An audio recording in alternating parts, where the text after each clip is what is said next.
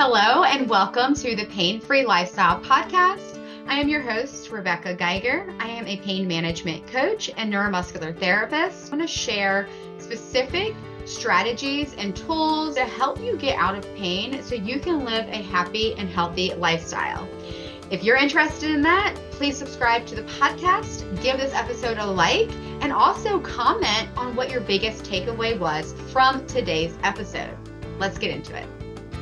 In today's episode, we are talking all about pain while on vacation. Are you someone who waits so long to get vacation, looks so forward to just letting loose and having a good time, and wind up having a headache the entire time, a shoulder ache the whole time, a hip issue the whole time, knee pain the whole time, and then your vacation really feels like it's ruined? If that's you, you need to stick around and hear what I have to say about how you can prevent those episodes from happening. Today, I want to share some specific strategies on how to stay pain-free while on vacation. And I want to share my personal experience with this. This is something that I really didn't even realize was happening. I was so unaware of this until my husband was like, every time we go on vacation, something hurts. And I think back and I'm like, oh my God, wow, you're right. So I'm going to kind of talk about my past, present, and future experiences because in the past, like my husband pointed out to me, always had pain. In my very last vacation, we went to Fort Lauderdale, and this was in July of last year. And for the first 4 or 5 days, I had intense neck and shoulder pain that almost no matter what I did, like I couldn't completely get rid of it without taking some sort of pain medication. And then this time we just actually got back from vacation a couple of days ago, and I am so excited to tell you that I had no pain. I did have a couple little things come up that I'll share with you in a moment, but no pain, did not have to take any pain medication, and really enjoyed my vacation, which was amazing. And then also, now that I've been back to the gym since my vacation, I have some ideas for my future self when it comes to preparing for vacation, because we will be going back on vacation the end of the summer. First, let's start with how can you prevent pain on your next vacation? The first step, honestly, is figuring out what's causing your pain. Why do you even experience pain in general, and especially on vacation? So what is going on there? Once we identify the why, or at least have a good idea of the why, because do we ever really know the whole chicken and the egg situation? Who knows? It's still up for debate. But we'll have a good idea and have some great things that you can do to help prevent that from happening so you can actually enjoy your vacation. The 3 things that primarily cause or are related to pain are number 1, physical tension, number 2, inflammation, and number 3, stress. And all of these have a cyclical effect and can impact one another. Being tense can be caused by being stressed. Inflammation can be caused by stress. Inflammation can be caused also by tension, something pulling on, say, your knee, and therefore creating inflammation because your body's trying to heal what it's perceiving as an injury. Tension can be caused by the inflammation of an actual acute injury, and again, by stress. Did I say that already? Stress causes tension, tension causes stress. It's all related. So my perspective and my philosophy and my personal strategy with myself and with working with clients is to really tap into all 3 of these and have a holistic approach to getting out of pain because of the fact that they all work together. But this does not mean that you have to go crazy or do too much at once. It's just understanding that there is a relationship between these things, and these are the 3 main things that are causing your pain. Let's just dive into each one of them, and then we will move on to some specific recommendations I have based on which of these are causing your pain. So tension, physical tension. This creates pain due to the actual pull on your body. So if you have a muscle that's restricted or creating pain that's creating tension, say on your joint, and can be causing that knee pain, shoulder pain, neck pain, whatever you're experiencing. That happens like so much. I mean, this is definitely very common. And I think we all can understand why. Something is tight, it hurts, right? It's pulling on a bone, on a joint, on the fascia. It does not feel good. And so that physical tension can cause pain because your body's like, hey, what's going on? I don't like that. Can you please fix it? And then we go a little bit deeper. Okay, well, why are you experiencing physical tension? What is the cause of that? Is there some sort of muscle imbalance? And if so, why, right? So let's go through a few reasons why you could be even experiencing the physical tension. I already mentioned this, stress. When we're stressed, we tend to shrug our shoulders, or we all have like a spot where we carry our stress. And that can sometimes be in your low back. Sometimes that's your knee. Sometimes that's your shoulder. Sometimes it's your neck. Sometimes it's your headaches. Everyone carries it in a different way. A lot of times this is associated with where we've already experienced trauma before. Our body kind of holds on to that. It's like muscle memory. And also it like is an energy block. And so definitely there's the physical component though, of like if there is stress, like you're holding your muscles, you're squeezing your muscles and you're creating that tension. So that can be one of the reasons. Also, it could be a lack of exercise, lack of proper exercise. It's misuse, disuse, or overuse. So maybe you're exercising too much or doing one form of exercise too much. Maybe you are not exercising at all. And that's why you're in pain because you end up maybe sitting too long. And so there's muscles that are shortening and others that are being lengthened. And you're not really getting the movement that you need to strengthen your muscles and to just also stretch them out as well. Which brings me to the next point, which is recovery. And so maybe you're exercising regularly, but you don't ever stretch, you don't massage, you don't get massage or chiropractic work or, any other sort of body work. That's really important. And, I definitely believe everyone needs to have body work. I think it's a missing key in our health field, honestly. But there are things that you can do outside of body work. You don't have to, necessarily get a massage or go see a professional every single week, but it's something that you should try to figure out a way to incorporate into your routine, whether that's monthly or every other month. I talked about this in the last episode about how often to get massage. And so you can go listen to that episode. But the point is, body work can help to alleviate that physical tension, therefore alleviating the pain that you are feeling. We're going to move into inflammation now. And as a reminder, there are some overlapping things. So one of the things with inflammation is because of that physical tension, it can be pulling on a joint. Your body takes that as, oh, there's a problem with my knee. So let me send some fluid there to heal this and repair because it's not really sure what's going on. It just knows that there's something not right. So you can develop fluid based on things being out of balance.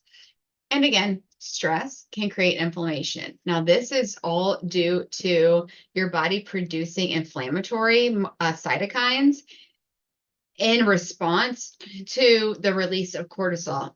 Now, cortisol is not a bad thing. It's just like anything else, too much is when it becomes bad. Cortisol is a natural anti-inflammatory. It's really helpful, and part of our natural recovery to exercise and natural recovery in life, really. And it helps us, wake up in the morning. And so we definitely need that burst of cortisol, and we need cortisol. It's just, again, when it gets out of balance, and that can be related to stress and therefore causing some inflammation.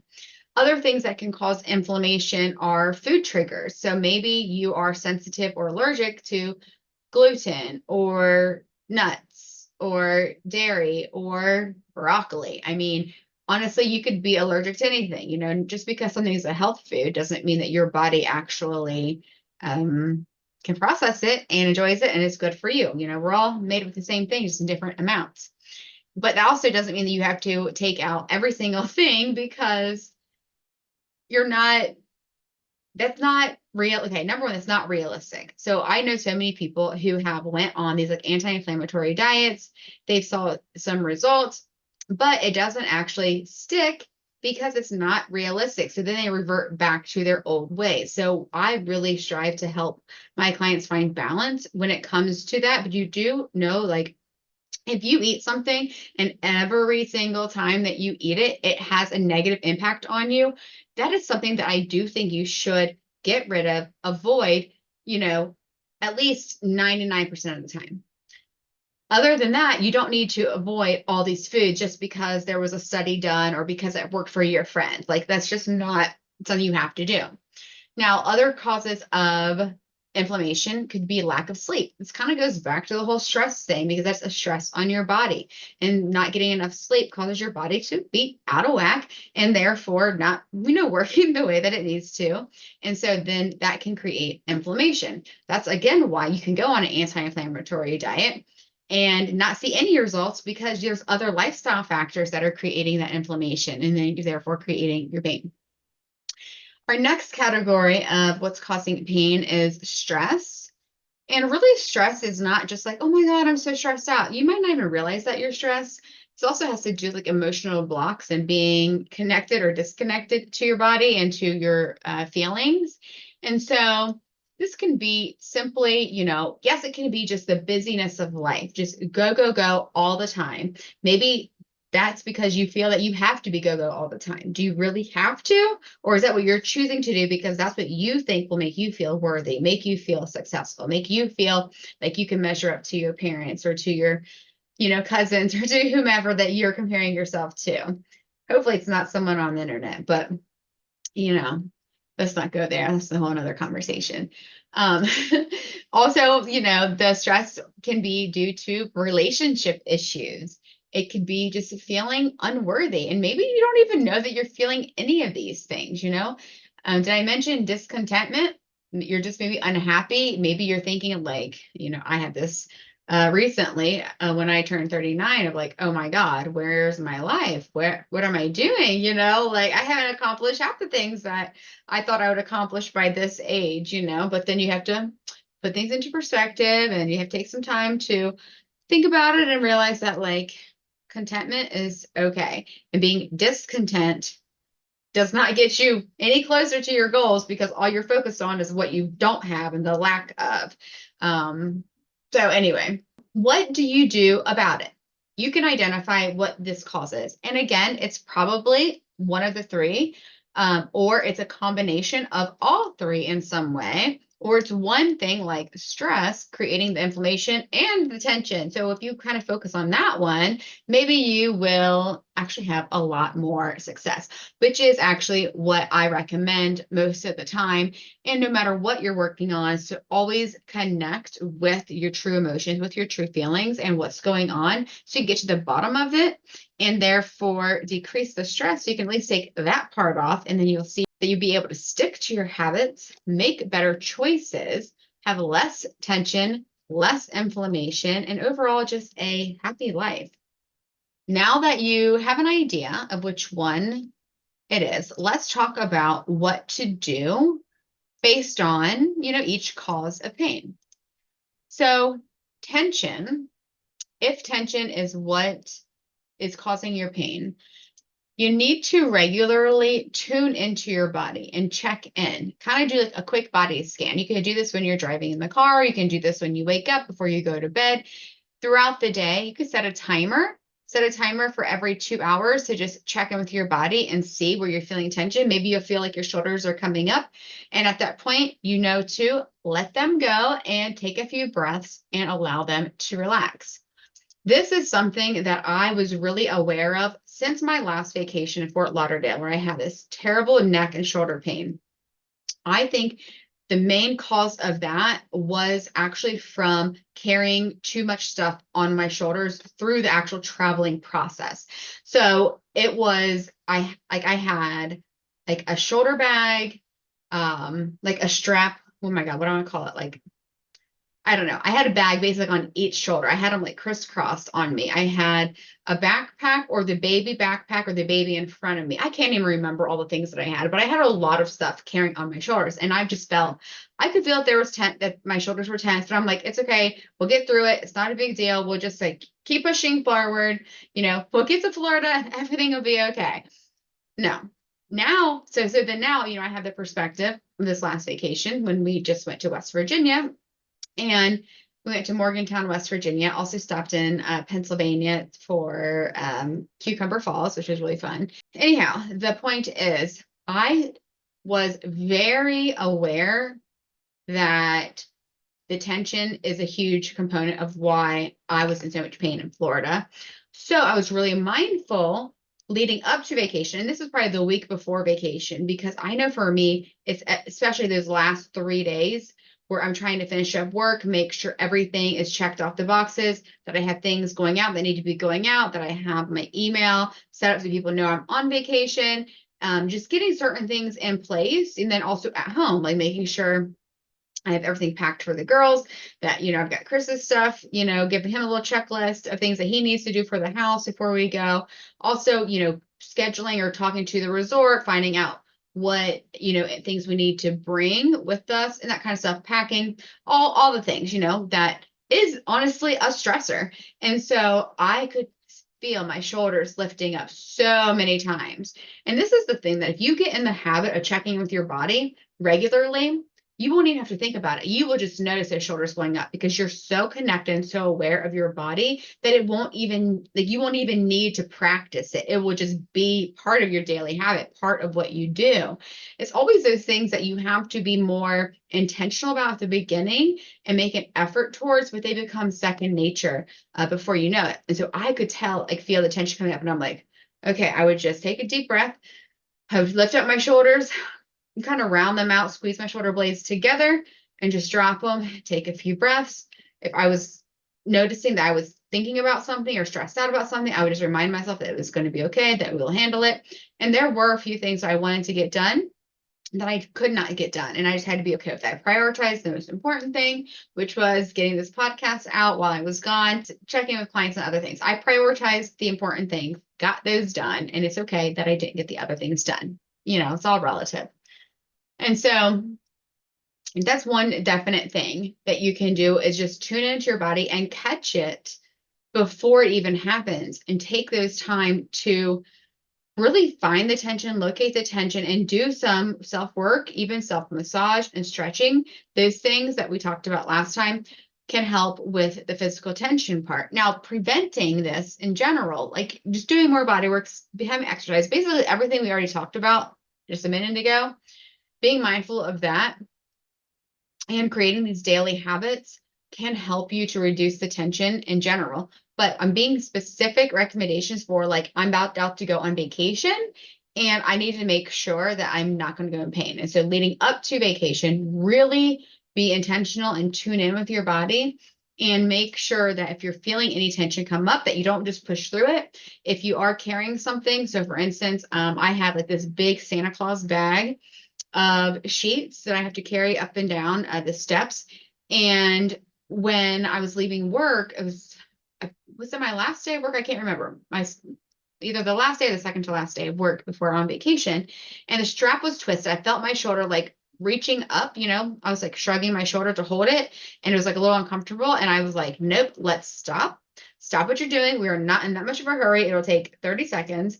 And I just got the shoulder to, I fixed the strap so it was flat, repositioned it on my shoulder, and then I walked out with no pain, because I knew, again, that like if I just work through this pain, I'm going to lock that shoulder up and I'm really going to be in some trouble.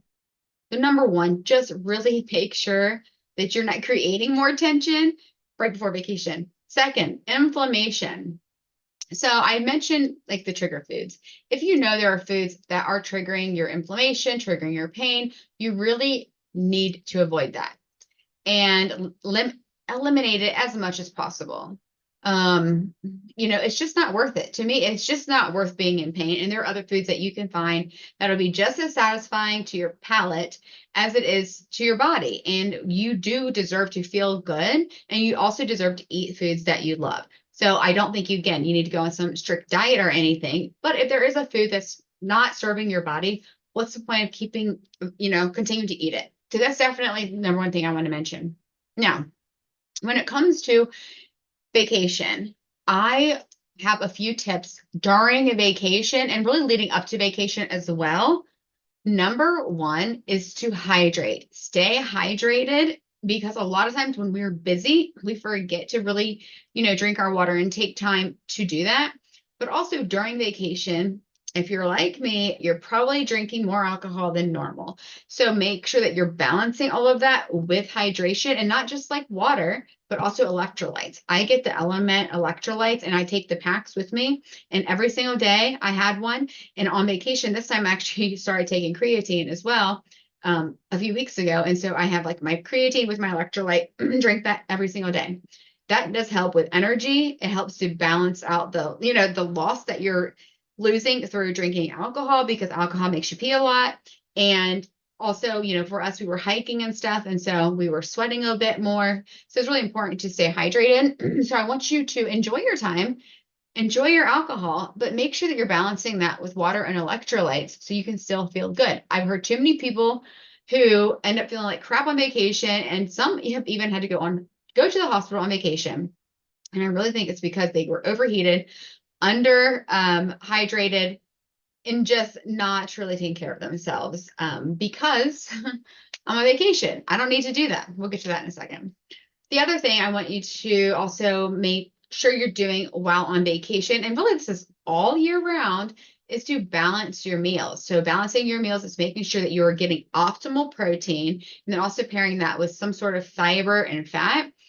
That way your blood sugar is more balanced. That will lower the inflammation, because your blood sugar balance can affect your entire system when it comes to inflammation. And so making sure that you're still eating those balanced meals. And if you want to have a donut for breakfast on vacation, have the donut, but also have a few pieces of chicken sausage and some strawberries, something where you're getting some extra protein and you're getting some fiber. The fat's coming from the donut. All right. So we'll just let that one go. That's going to be your 10% of the saturated fat for your diet that day. But anyway, to balance your meals, like make sure that you're still taking care of yourself just because you're on vacation. And so another thing is sleep. Gosh, I know this is so hard to do. And I think in general, it's just hard to sleep when you're not in your own bed. And then also if you're on vacation, you want to stay up late, you're just trying to I don't know, seize the moment. But the thing is, if you don't get adequate sleep, you're not going to feel good. And you're going to, again, have more inflammation, more tension because of that lack of sleep. And that will also cause stress because you're not having the energy that you want to really be able to do those things. So I have a couple tips with sleep. Number one, I do think taking magnesium before bed is really, helpful. And that just helps to relax your body and helps you to fall asleep. There's also 500 other benefits to magnesium. Definitely check with your doctor before you ever, add a supplement to your routine, but magnesium can be super helpful. Also something that you can do, and this again, really all these things you can do all year round, but make sure that you are still doing these things while on vacation. But before you go to bed, if you look at that clock and oh my God, it's midnight and I got to be up at 6. Okay, because maybe you have something scheduled, or you just know you guys are going to wake up, or maybe the baby's going to wake up and you got to get up at that time. You just affirm, you say, when you go to sleep, you say, I'm going to have the best sleep ever. You will be surprised if you try this. Seriously, try this tonight and then tell me tomorrow how your sleep was. Because when you go to bed thinking, oh my God, I'm not going to get enough sleep, I didn't, the timing, it's not going to work, blah, blah. Oh, you are setting yourself up to just continue to lay there and think, number one. You don't even allow yourself to get into REM because you're just in this stress state because you're already thinking you're going to be ruined the next day. And so there's a lot of just mind, body kind of mental component to that. But affirm, say, I'm going to have the best sleep of my life. And trust me, this works for me and my clients. So I want you to try it tonight and let me know. The other thing that we can focus on reducing before vacation and during vacation is stress. And again, stress is not just, oh my God, I'm so busy. It's the emotional things that come with the emotional blocks that we have. And again, like the physical tension, check in with your body, see where you're holding that stress. And then once you feel that stress, so going a step further than just allowing that muscle to relax or to massage it or to stretch it, also say, what are you here for? Ask your body, what do you need right now? Why are you tense right there? Maybe your coworker is going to come to mind, or maybe something that you have to decide is going to come to mind. Maybe this thing that you've been having on your mind, it's going to come to you. And then you're just okay, then deal with it. Whatever that thing is, make the decision, call the person, do the damn thing. And that will help you to lower the stress. Also reflect. Just reflect on how you're feeling. Check in generally. How am I feeling? Yes, I'm actually on vacation. I'm stressed. Okay, why am I stressed? Is it because I'm worried? I was a little bit stressed, like not going to be able to get as much stuff done. I had some videos that I wanted to put out and get done. I wanted to do my newsletter, didn't get that out. And so I was just like, well, at least I got my podcast. That is my number one priority right now. That's just something I've been wanting to do for years. And that's why I'm here right now, making this happen. You can also journal. So I think it just depends on your personality, what kind of person you are, if you like to write or if you just like to kind of think. And either one, I mean, there's been studies done that says, yes, writing things out can help, when, say, studying for a test, writing them out helps it to be more connected to your brain. The same thing with journaling your feelings and stuff allows them to like release. However, I don't think that's the only way to do it. So if you're like, I'm never going to journal, then I would rather you just like sit there and contemplate and reflect versus actually writing things out. It just kind of depends. And if you are someone who like, well, I kind of like to journal, but I really don't want to. Like when I'm journaling, I am like scribbling. I'm not even like really trying to write it out to where I could read it. I just kind of scribble it to get it out. So do whichever works best for you. The other thing is to visualize. This one is so important. I'm telling you, I was so committed to my next vacation. I'm not going to feel like this because every vacation something happens and before or during the vacation. And so I was like, this is not going to happen this time. And so I really worked on number one, all the things I've already mentioned, but also visualizing having a good vacation and visualizing not being in pain, visualizing not needing to take any pain meds or to spend hours with my heating pad, which I did use my heating pad. I brought my heating pad with me. So bring the heating pad. I brought my little massage tool with me so I could continue to work on my knee. And so do those things. Visualize, reflect, journal, just get in tune with your body. We are so disconnected from our bodies. Our mind-body connection needs to be enhanced. And so do those things so you can have a good vacation. So I mentioned earlier that the couple things did happen on this vacation. So I remember in Florida, this is not my Fort Lauderdale, but years ago, I like tripped over something and really hurt my toe. I thought I broke it. So annoying. And so then of course I had foot pain. And that's because it actually happened during vacation. Well, this time I did have a little like paper cut slice on my finger. So our kitchen was like a little bit weird there. We still had everything that we needed to make some good, yummy food, but the cutting board was like attached to the counter. And I just didn't feel like going over to this area to cut the sweet potatoes I need to cut for Miss Peyton. And so I was like, I'm going to use a plate. And the plate was like very unlevel and it was filled by the time I needed to get to this spot. And I had like one little piece of sweet potato that I just cut. It was like a potato wedge I was trying to cube in the air. And I went to do this next slice. And right before I did this slice, I was like, you probably shouldn't do this. I got the message, my intuitive, listening to my body. It told me, and I just was like, oh, it's okay. And I just sliced my finger. And what was funny is it didn't even bleed right away. It took like minutes before it would bleed. I thought like that's why I call it like a paper cut, because it was really barely anything. So I told you a little bit about my past experience, a little bit about this time, the things that I did in preparation and during, like all the things I talked about, I did.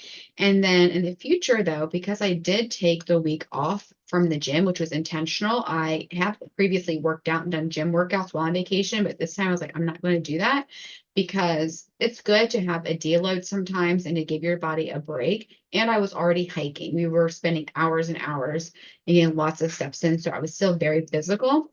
But next time, I want to make sure that I do some Pilates or like PT exercises to just maintain the integrity like of my knee. Because when I came back yesterday, it was certainly stiff. Like it's not extremely painful or anything, but it's something that I'm like, oh, dang, okay, it's going to need a little extra TLC and a little bit working back up, which it may need that anyway. And even if I'm working out like every week consistently, there's ebbs and flows to your exercise routine. So next time I would definitely do that. So something to think about too, if you're even depending on what is causing your pain while you're on vacation.